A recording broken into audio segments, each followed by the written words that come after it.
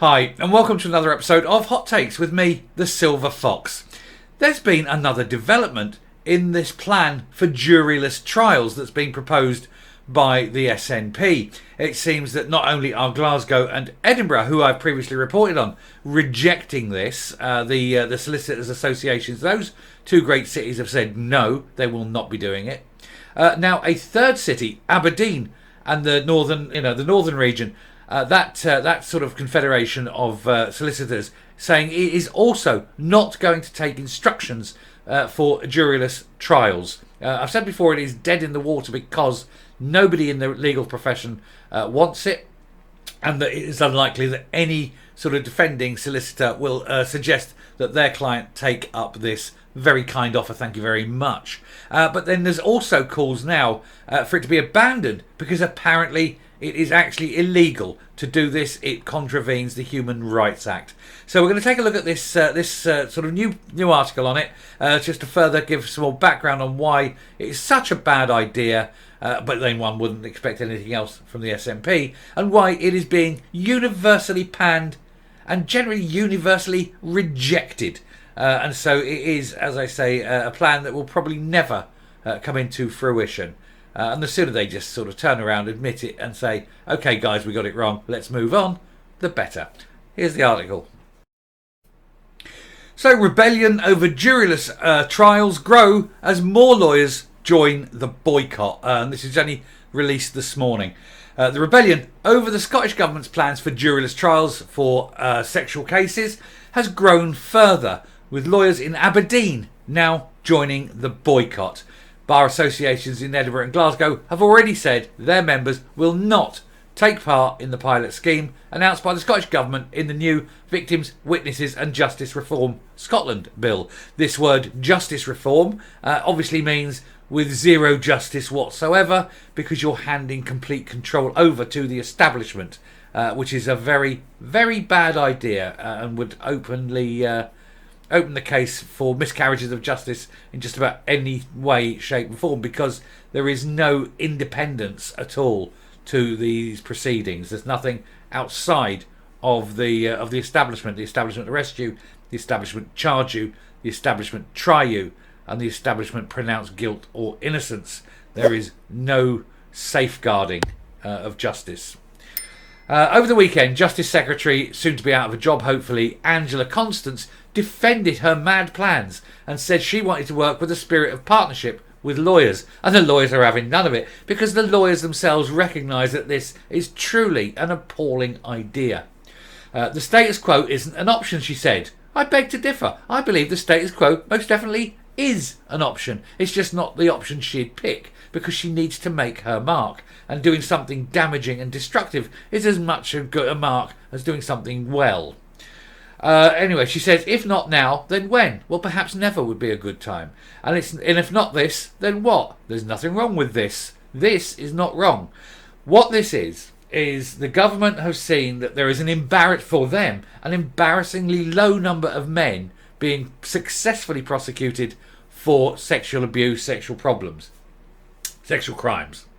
And it's because the prosecution can't make the case. I'm not saying the men are in any way, shape or form saints and that they're not perhaps guilty. They may well be guilty.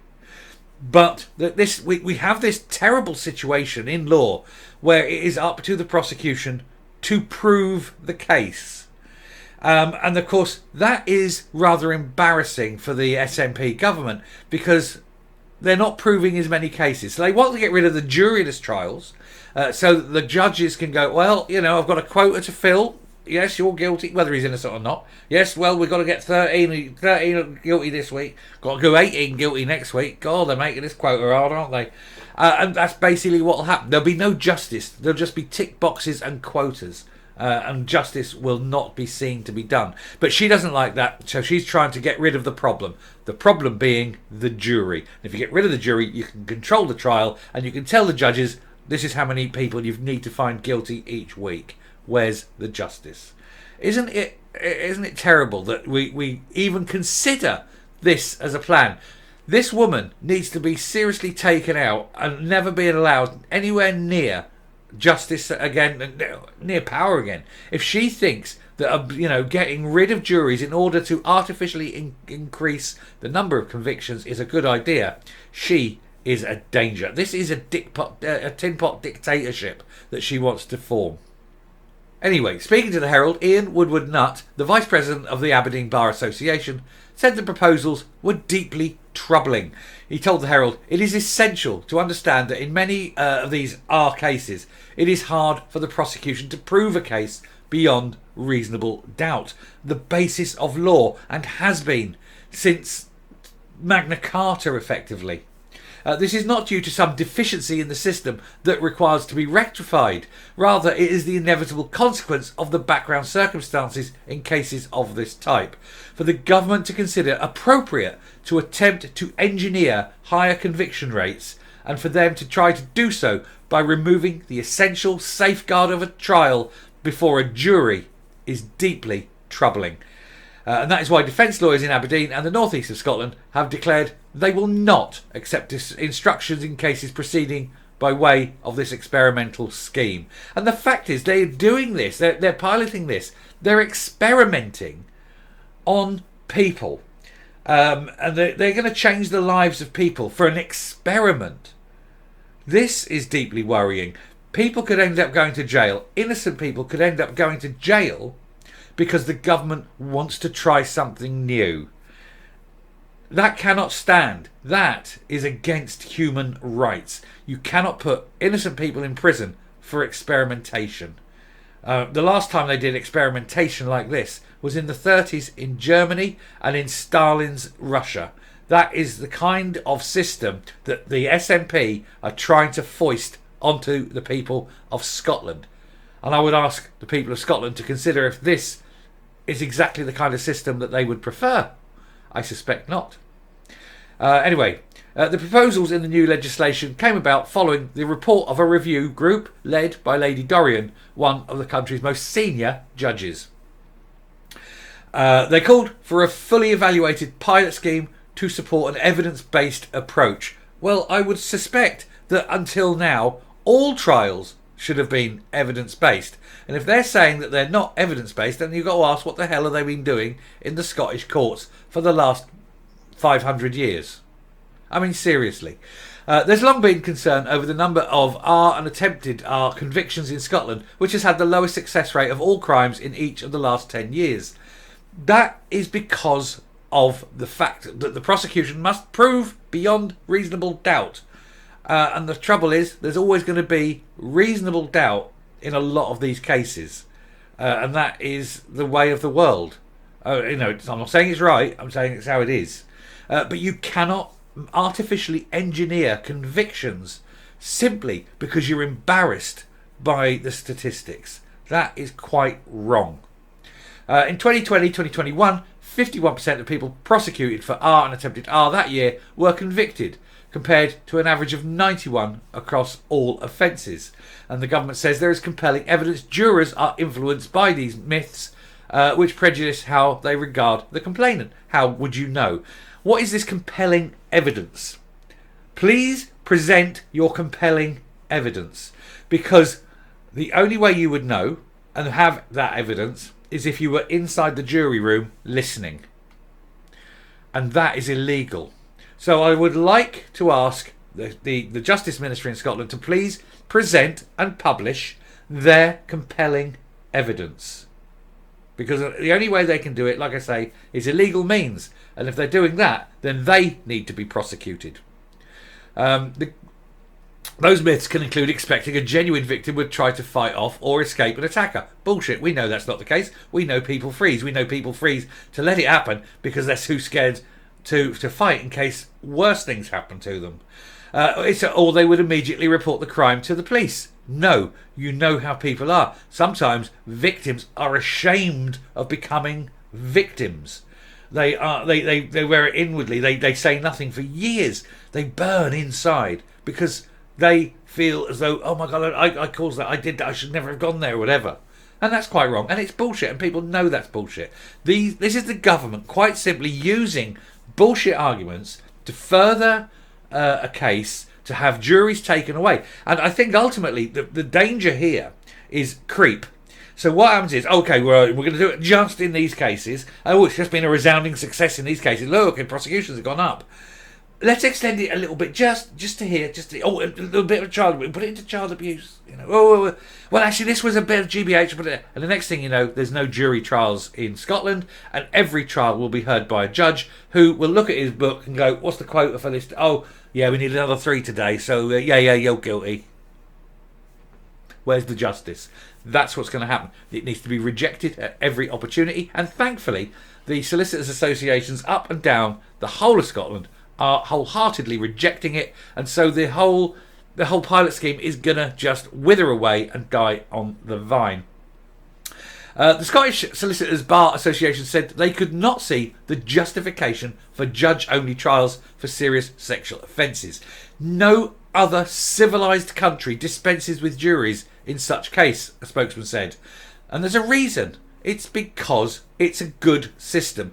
But a good system doesn't mean it produces the right statistics for the SNP. So they want to get rid of the good system and bring in a terrible system just so they can look good. Last week, former Judge Lord Juryless described the proposals as constitutionally repugnant and a serious attack upon the independence of the judiciary. He also questioned whether there was in Hollywood's legislative competence, as they would likely breach the right to a fair trial as set out under Article 6 of the European Convention on Human Rights. He said that the evidence being gathered during the pilots meant politicians were treating the courts as forensic laboratories in which to experiment with their policies, and never before has the work of a court been subjected to review by the executive in this manner. It is reasonable to conclude from paragraph 565 of the policy memorandum that a main purpose of the review is to consider whether the work of the court has been acceptable to the executive in the percentage of convictions returned by it. The work of the court should be of no concern to the executive. The executive should have no bearing over the judiciary. And that is the whole point of an independent judiciary. You are going to have ministers dictating to judges how many people and what percentages they must convict. And the moment that happens, justice dies. A court with a limited lifespan working under such constraints could not, in my view, be considered an independent tribunal within the meaning of Article 6 of the ECHR. And this is a judge telling this. This is someone who's an expert in this law telling the government that it's wrong. And the government is still going to push it. But the great thing is that nobody will be adopting it, and so it's going to die. Speaking to our sister paper, the Sunday National, Miss Constance said, we're at the beginning of a process, and there are legitimate and pressing causes for further inquiry here. When we look at the past decade, 46% of R and attempted R trials have resulted in a conviction. That is so much lower than the 88% of criminal cases that result in conviction across all offences. That's because when someone's physically caught with the evidence on them, or the evidence in their home, or they've been caught on CCTV or whatever, it's there. The evidence is there. They've got no answer to it. But when you're talking about a woman who went, and it's a bad example, but I'm going to give an example. If you have a woman who went on a date with a man, and then she's invited him back to her house, and where he stayed, and drink has been taken, and then he has misread the situation. He has, and we will say that he has done the crime. But his defence can sit there and say, well, no, look, he was invited in. He had expectations of belief. Alcohol was taken. He didn't just jump on her. There was foreplay. There was at no point, he will say, did she say no? And there is enough doubt. And that is now, I'm not saying it's right. I'm not saying it's right. But what I'm saying is it puts enough doubt there that it is reasonable doubt, and therefore a conviction would not be safe. And this is the problem they have. If it's some woman walking down the street, gets dragged into a bush, it's going to happen 9 times out of 10. That is going to be a conviction. But when you have the softer, and it's a terrible way to put it, but the softer cases on this, it becomes very, very hard, because a lot of it is going to be he said, she said. And unless a man has to come around with a consent book and say, sign that, where do you go with this? It is very difficult. I'm not saying it's not difficult. I'm saying it is very difficult. But it is the law as it stands. But to remove juries is unprecedented, and it is dangerous, and it gives the executive far more power than an executive deserves to have. And when it, like I say, if it's removing juries and insisting that the courts find people guilty on a quota system, then justice doesn't exist anymore. You just become a statistic. Oh, it's your turn to go to jail. Whether you're innocent or guilty, it doesn't matter, because you cannot present evidence to a jury and have a jury go away and say, well, actually, you know what, he's probably right, I think he's right, yeah, or whatever. Or no, he's a bastard, yeah, screw him, he's down, he's done. That's what it's the jury to decide, and that's the point. Anyway, getting back to this, the Justice Secretary insisted that the pilot will have to be evaluated properly and thoroughly. Now, I'm going to suggest that the only way this works is that there's two trials. And that is, you can do them at the same time, but that is that during the trial, the jury hears the evidence, the jury goes away, sits in its jury room, deliberates with the evidence, talks, votes, comes back out and announces its result, innocent or guilty.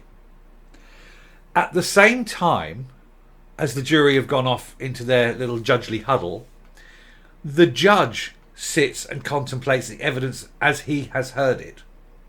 And he will write down whether he considers the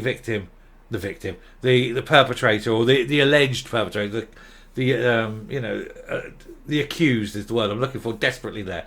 And the judge then sits and says whether he thinks the accused is innocent or guilty based on the evidence. And that way, when the accused is then either convicted or released, it's done actually on the word of a jury, so you still have that safeguarding of law. But you look at the statistics of how many times the judge has agreed with the jury based on the evidence. So the judge, so while they might go in there for an hour or so and contemplate, and the judge will know as he's doing the course of the trial, he'll know based on the evidence he's hearing whether he thinks that person is innocent or guilty. So he puts down his judge's official verdict, which has no bearing in law because it'll be the jury's decision that has the actual say, but his one will be taken as a metric to match against, and see how many times the judge matches with the jury. And if the judge matches with the jury within a tolerance, let's say, it doesn't have to match 100 times. Let's say if he matches with the jury within 90% of the case, it means you've got a good judge. But if the judge is saying, 88% of the time, oh, he's guilty, but the jury are releasing 50% of the time, then you've got to question why the prosecution aren't doing their job. It isn't a jury issue, it's a prosecution issue. Anyway, the issues we were wrestling with in terms of how we improve access to justice for women specifically, and how we overcome the prevalence and preconceptions of myths that have an impact on deliberations and therefore an impact of verdicts. Well, these myths, as we've said, aren't real. Because they're using these, quote, myths that they've invented in order to justify the removal of juries, and it's wrong. Across the world, people are wrestling with this. Both France and the Netherlands have some form of attempted R trials carried out without juries. Yeah, but only in very, very specific cases, only with the connivance of the defence, and even then, there is a they actually have pre-agreed maximum sentences, and that's something else that the SNP don't want to be doing. Although, ironically, if you're under 25 and do this crime, you walk free from court. So the SNP both want to toughen the law and relax the law, but it's a very weird system. But basically, the SNP don't know what they're doing, do they? She's saying that the status quo isn't an option, but it obviously is. She says, we want to move forward, and there's some bold propositions in this bill. So bold that no other country in the world has done it.